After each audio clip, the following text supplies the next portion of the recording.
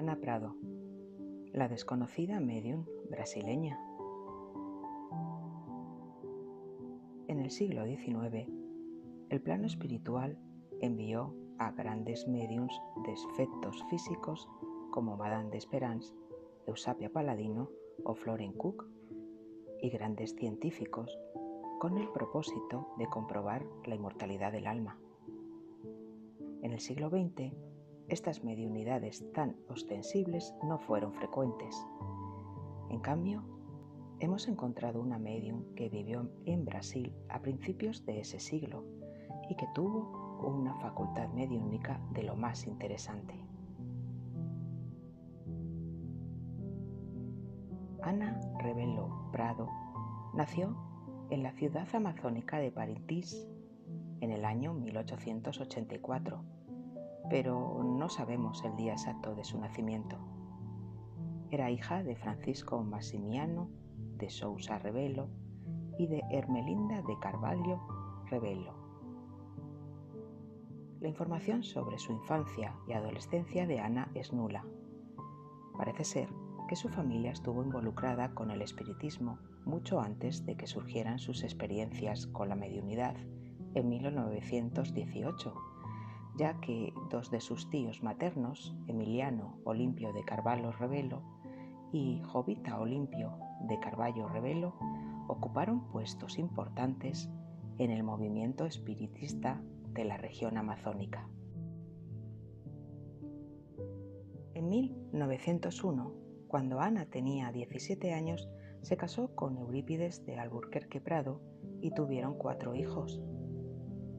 Eurípides era empresario, periodista, docente y ocupó el cargo de alcalde de Parintins de 1911 a 1913. Eurípides, preocupado desde joven por el destino del alma después de la muerte, fue un sostén muy fuerte para toda la familia cuando Ana comenzó con las manifestaciones mediúnicas. Fue redactor del periódico El Club, que se comenzó a publicar a finales de 1902, y en 1907 participó en la fundación del periódico El Sembrador y del grupo espírita Amor y Caridad. Posteriormente se trasladaron a Belém, la capital del estado de Pará, ciudad que fue testigo de todos los fenómenos que os vamos a contar. En 1918, Eurípides estaba interesado en el fenómeno de las mesas giratorias y realizó un intento que no tuvo éxito. Unos días después, pidió la colaboración de la familia para probar de nuevo. Ana al principio se negó a participar, dudando que estos fenómenos fueran posibles, pero ante la insistencia de Eurípides accedió, y el 24 de junio, en una sesión familiar, lograron producir la levitación de una mesa, hecho que asustó muchísimo a Ana. En esta reunión contactaron con un espíritu llamado Joao, que más tarde se identificó como Felismino Olimpio de Carvalho Rebelo, tío de Ana Prado cuando estaba encarnado. Esta entidad asumió la posición de controlador en todas las sesiones que tuvieron lugar hasta la muerte de Ana. Después de este primer contacto, se continuaron con las reuniones, donde pasaron a ser normal que las mesas se moviesen y los objetos fueran arrojados al suelo. Ana tuvo una mediunidad de efectos físicos con facultades tan importantes como la materialización de espíritus, aportes, levitación de objetos, escritura directa, dictología, desmaterialización y posterior reaparición de su propio cuerpo, psicografía cutánea, que era la capacidad en la que palabras o frases enteras aparecieran impresas en su piel. También efectos luminosos y un fenómeno muy curioso que era la rápida germinación de unas semillas de eucaliptos que habían traído de Río de Janeiro y que después de una sesión en mayo de 1922 se encontraron en un estado avanzado de germinación. Por esta gran variedad de fenómenos, el investigador y escritor espírita brasileño Samuel Nunes Magalhães, que hizo el libro biográfico Ana Prado, a muller que falaba con los muertos, ubicó a la médium como uno de los médiums más importantes en la historia de la investigación psíquica. Como era natural, las sesiones de Ana Prado pronto llamaron la atención de la prensa y los artículos publicados llevaron a participar en las sesiones a miembros de la élite de la ciudad de Pará, incluidos médicos, farmacéuticos, artistas, abogados y políticos. Ettore Bosio, un importante director de orquesta italiano que se afincó en la ciudad de Belén, quedó fascinado por Ana y su facultad, participando en casi todas sus sesiones y realizando las fotografías que podemos encontrar como pruebas. Bosio proporcionó un registro detallado de estas sesiones en el libro titulado O que eu vi, pero no fue el único libro que documentó los fenómenos producidos por Ana. Raimundo Noguera da Faria publicó O Traballos dos Mortos y Renascença da Alma, que contenían abundante información sobre Ana y, sobre todo, se incluían muchas fotografías. Las sesiones de Ana cada vez eran más impresionantes y los asistentes comenzaron a exigir controles adicionales para evitar fraudes. Examinaban la habitación en busca de evidencia de algún engaño, examinaban físicamente a la médium y su ropa, desplazaban los muebles en busca de trampillas, cambiaban el lugar de la reunión, incluso se usó una jaula de hierro para aislar a la médium del resto de asistentes y diferenciarla así de los espíritus materializados. Esto último incomodaba enormemente a Ana. Esta jaula de barrotes de hierro estaba suspendida en el techo por una polea y una cuerda que tiraba de ella. Ana se sentaba en una silla y la jaula era bajada, quedando dentro de ella. Los espíritus materializados entraban y salían atravesando los barrotes de la jaula. En algunas ocasiones eran los espíritus los que ponían las condiciones, como que las sesiones se realizaran en oscuridad total o parcial, y a cambio los asistentes podían tocar las figuras materializadas e interactuar con ellas. Una de las pruebas más fascinantes que podemos obtener en estas investigaciones son los trabajos de Parafina, que son pruebas irrefutables para los críticos que dicen que estas manifestaciones son fruto de una alucinación. En estos fenómenos se modelaba aportes como flores o manos de los espíritus materializados. Para ello, se colocaban dos baldes, uno de parafina caliente a una temperatura de 70 grados, donde los espíritus materializados sumergían las manos, para luego moldearlos en agua fría que estaba en el otro balde. Curiosamente, estos baldes a menudo se situaban dentro de una jaula al lado de la jaula en la que estaba la médium. Lo más interesante de estos fenómenos es que una persona encarnada no puede sacar la mano del molde sin romperlo y tampoco aguanta la temperatura de la parafina. Pero los espíritus, para que no se rompieran los moldes después de realizados, se desmaterializaban dejando intactas estas valiosas pruebas. Os voy a contar un caso cuyo protagonista fue Frederick Figner y su hija Raquel Figner. Puede que no os suene el nombre, pero si os digo que es el hermano Jacob, protagonista del libro Volví, y que Raquel es el espíritu llamado Marta, hija de Jacob en el mismo libro. Frederick Figner era un inmigrante judío de la República Checa. Figner está ligado a la industria fonográfica de América Latina siendo muy conocido en Brasil por llevar en 1900 este invento de Edison. Aparte, fue trabajador espírita y perteneció a la Federación Espírita Brasileña. En 1920, Frederick y su esposa Esther perdieron a su hija mayor Raquel, de 21 años. Ellos escucharon hablar de la médium Ana Prado y en la búsqueda de información del estado de Raquel, decidieron en abril de 1921 ir a la ciudad de Belém para participar en una de sus famosas sesiones.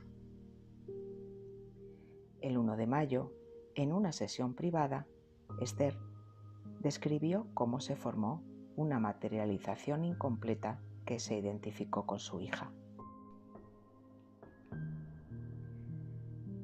La materialización de Raquel se fue desarrollando progresivamente en un par de sesiones, hasta que en las últimas, la materialización fue considerada por el matrimonio Figner como perfecta.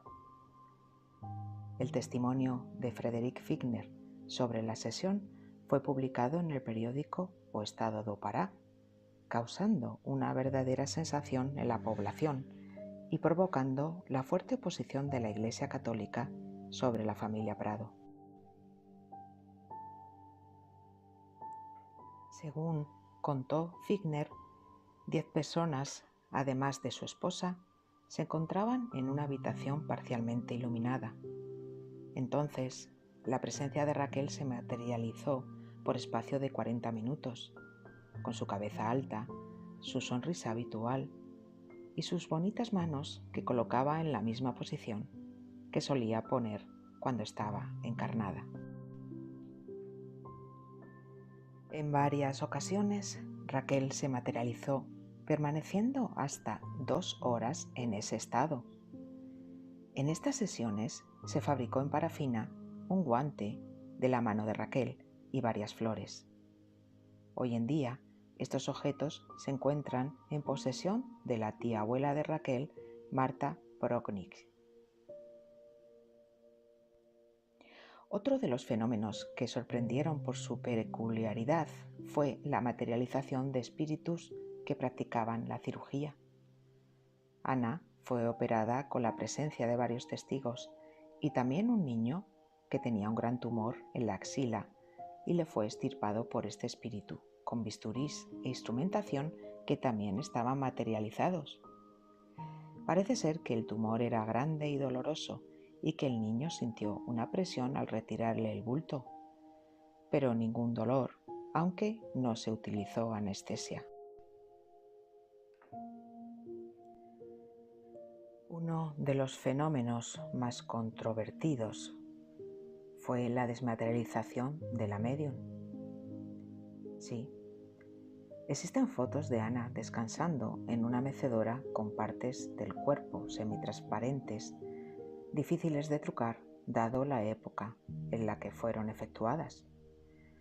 Pero tanto Bossió como Magalhães insisten en que el efecto fue real y que se obtuvo por primera vez el 13 de septiembre de 1921. Según Bossió, este experimento, por así llamarlo, fue sugerido por Joao, el controlador de la médium. Este afirmó que con unas condiciones de iluminación restringidas y siempre y cuando la médium pudiera alcanzar un estado de trance profundo, se podría obtener este efecto. En algunas imágenes se muestran los pies y brazos de la médium semitransparentes y se pueden ver detalles de la silla que tiene detrás. Bossió informó que el proceso fue gradual, asegurando que en las primeras etapas podían ver parte de los huesos y la carne del médium, porque primero se había vuelto transparente la piel superior. Como todos los médiums de efectos físicos, Ana fue acusada de fraude.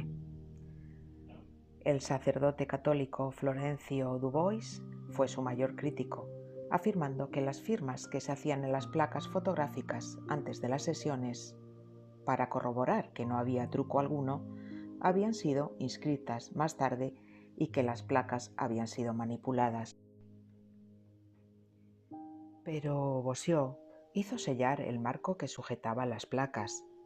Después, fue examinado por asistentes a la sesión que firmaron un testimonio de su examen. Al finalizar se lo entregó al periodista João Alfredo de Mendoza, que lo llevó a imprimir, y así existió la mayor claridad posible. Para finalizar, consiguió que el propietario del lugar donde se imprimieron las fotografías confirmara que no se habían encontrado pruebas de su manipulación. Aunque los fenómenos que producía Anna no sean muy conocidos, sí que llamó la atención de investigadores psíquicos y espiritistas franceses como Pascal Fortuny y Gabriel Deland. Fortuny publicó 2 artículos en la Revue Metapsychique donde mencionaba una carta de Federico Figner que describe el fenómeno con detalle. También se encuentran menciones de Anna en el libro sobre la reencarnación de Gabriel Deland y en la Revue Spirit.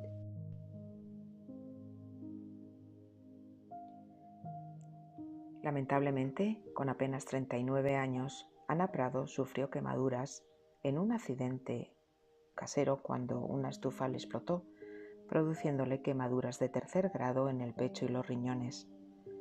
Aunque recibió primeros auxilios, no dieron esperanzas a la familia. Cuentan que cuando llegaron los médicos se encontraba lúcida y esa noche estuvo hablando con sus 2 hijas, quejándose del dolor que le producían las quemaduras. Eurípides se encontraba fuera en unos negocios cuando recibió un telegrama avisándole del incidente, pero cuando llegó a casa a la mañana siguiente, el 23 de abril de 1923, su esposa ya había fallecido. Los rumores difundidos por sus detractores de que se había suicidado fueron desmentidos por el doctor Mata Bachelard, que fue el médico que la había atendido. Y para finalizar, y como os dije al principio, Ana Prado había venido con una misión, que era dar testimonio de la supervivencia del alma. Esta mujer, que empezó con miedo las sesiones, finalmente fue muy valiente por dejarse examinar y evitar así que la tacharan de tramposa. Recordemos que incluso se metió dentro de una jaula para que los investigadores no tuvieran dudas de su veracidad. Estas son mediunidades muy raras que actualmente no se ven, pero que ya no necesitamos, porque creemos firmemente que el alma sigue viva después de la muerte del cuerpo físico.